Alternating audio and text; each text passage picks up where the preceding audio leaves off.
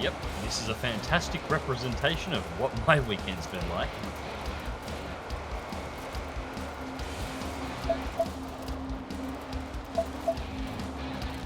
G'day ladies and gents, and welcome back to MagzTV, and welcome to some Forza Horizon 4.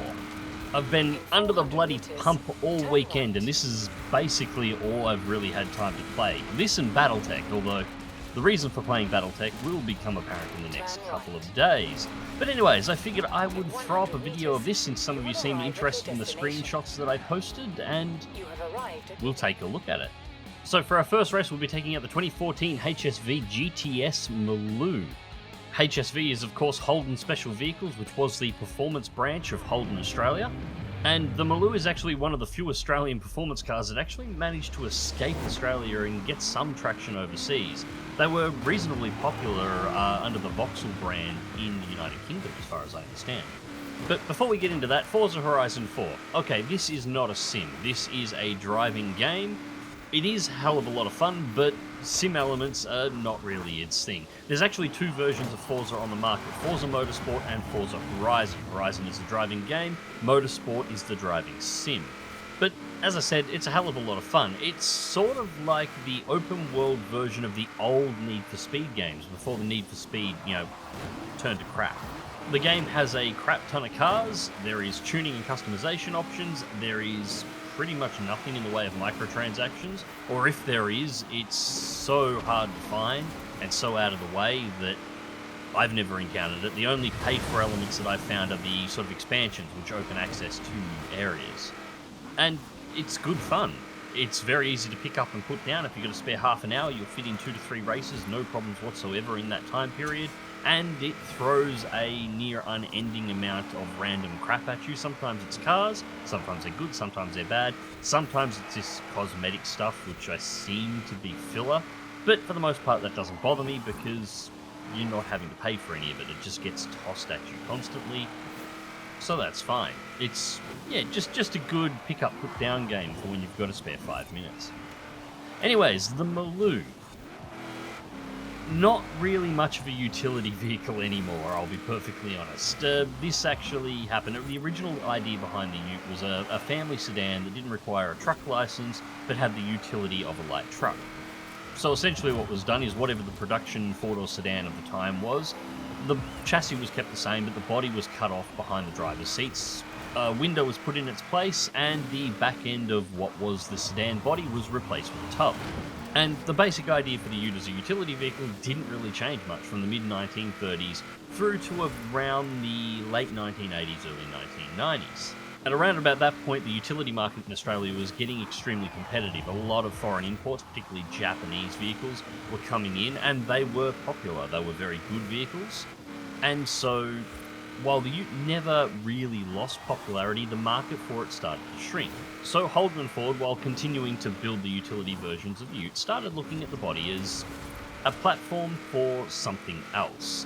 And in the end, what was a Ute? It was a two-door vehicle. It had room in the front for a front-mount V8 because it was based on the sedan, and all the sedans had a performance model with a V8 engine. It was rear-wheel drive, so a front-mount V8 rear-wheel drive two-door. It's a sports car with a really big boot, providing you put a lid on it. And so Ford and Holden started building performance versions of the Ute, and essentially the Maloo is what came out at the end, with the Ford equivalent being the FPV, or Ford Performance Vehicle Pursuit Ute.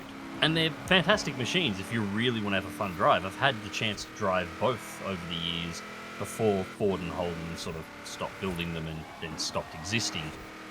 And they were a hell of a lot of fun, but they were utility in name only. The back end of the Maloo that I drove was carpeted. The Maloo and the Pursuit they weren't the vehicles for the young tradesman. They were the vehicles for the boss who had done his time on the job, had a load of money and wanted a really nice vehicle to drive around in, but wanted to still have the appearance of driving a utility vehicle. Or for anybody who wanted to have a really good time, because in the end, these things have virtually no weight over the back axle. But anyway, that is my Maloo in Forza Horizon 4. I know a few people in the community section of my YouTube channel, when I posted a couple of screenshots a couple of days ago, really wanted me to drive this one out, so there it is, 800 points in an 800 point race. And It's a really fun machine to drive once you've got it tuned. In-game, it's a little taily, as you would expect from something that's got a lot of horsepower, but not a lot of weight over the back end, and not a lot of aero over the back end as default either. But once you put the wing in, as much as it's not a particularly attractive wing, it does keep itself in line. Widening the back tyres also helps a little bit as well. And yes, before somebody asks in the comment section, I have replaced the music in Forza with some stuff that I know is safe, because I have absolutely no idea what in this game is under copyright and what is, production music for the game. So it's just safe to assume that everything is under copyright.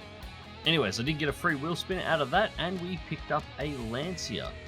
Fantastic car, ugly as sin, but fantastic. But anyways, the Maloo was fun, but let's go to something a little bit older.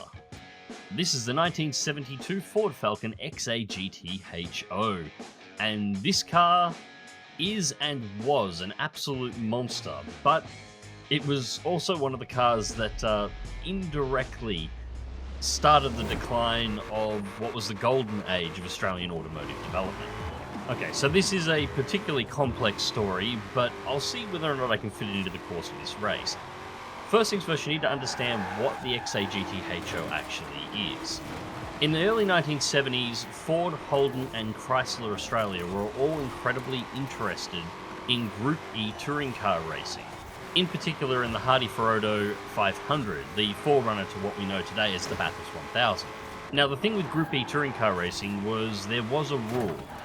All of the vehicles that raced in Group E had to be based on a sold road variant of a vehicle, and this road legal variant had to sell a minimum of 200 units.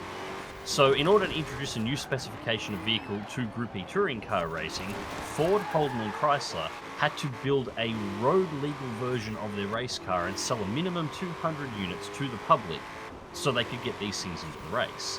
And that's precisely what the GTHO is. It's a road prepped version of the Group E touring car. Now Australia in the 1970s, both in the media and in government, was actually rather conservative. On the announcement that Ford, Holden and Chrysler would all be releasing 160-mile-an-hour capable four-door family cars onto the market, the conservative media, particularly the media in Sydney, had one of the most epic meltdowns in Australian media history that became known as the supercar scare.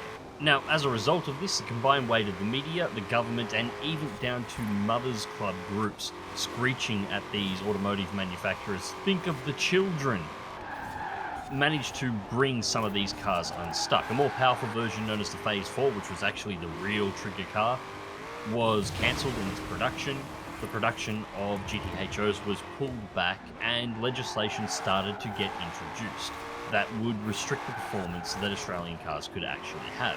Now, this wouldn't all come in at once, so we did get a few more years of fantastic cars, but by the late 1970s, early 1980s, most of the cars under production by Ford and Holden were both ugly and slow as a result, at least in comparison to the vehicles we were producing in the late 1960s, early 1970s. The thing is, the supercar scare is interesting because while it did happen in the early 1970s, it is probably one of the keys that led to the collapse of the Australian automotive industry just a few years ago. That period from the 1970s into the 1980s was a fantastic period for manufacturers looking to expand into the international market. Just take a look at what Japan did in that period of time. Because all of our cars got neutered, our best cars got neutered during that period, there was no international market for us. Nobody was interested in our slow vehicles, while we did have some interest in our high-performance vehicles that we were developing earlier on.